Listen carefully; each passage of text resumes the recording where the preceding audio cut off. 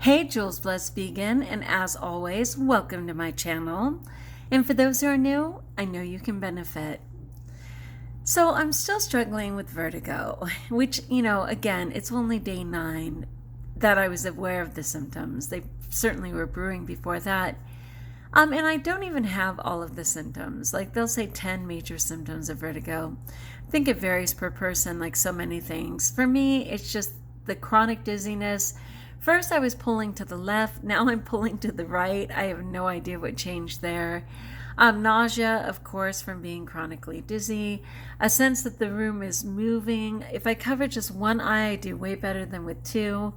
If I put my head down, I get more dizzy, which I think has to do with, as I suggested before, some kind of maybe an infection, a sinus infection.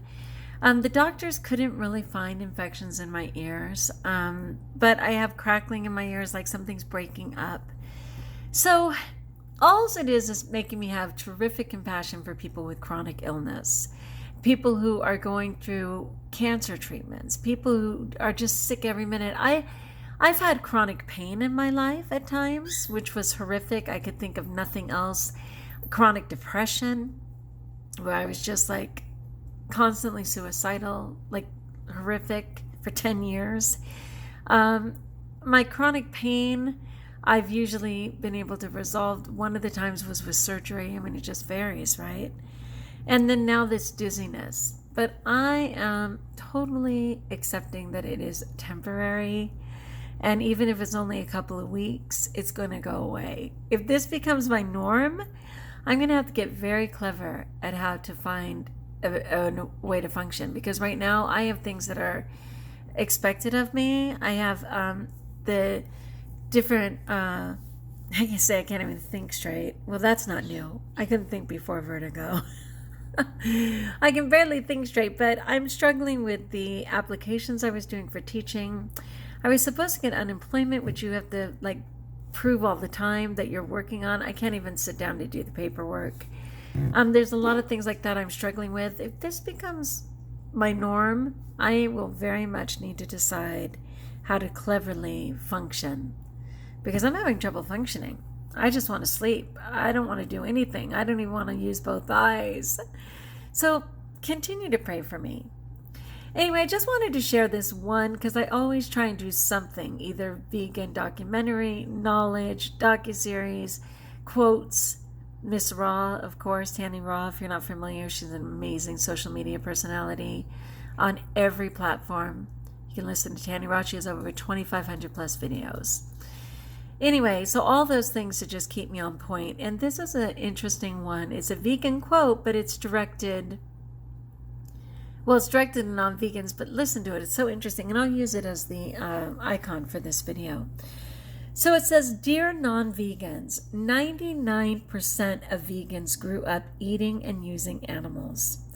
We know all of your arguments," and in parentheses it says excuses, "for why it's your right," quotation marks, "to continue participating in their," animals of course, "exploitation and murder.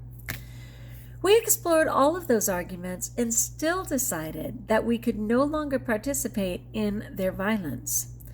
No argument about God wanting animals to be enslaved, plants having feelings. We've done it for thousands of years, so it must be right. Or what are we going to die from? A lack of cholesterol, protein, and fat is going to sway us. Aren't you a little curious as to why we broke away from a culture that feeds itself off the pain and suffering of others? I know that I was. Go vegan." And that's by Gary Smith. Oh, guy, I told you I go through the arguments myself all the time. Well, it's not really going to hurt. I mean, they're not killing the chickens. They're not killing the cows. I can have a little milk.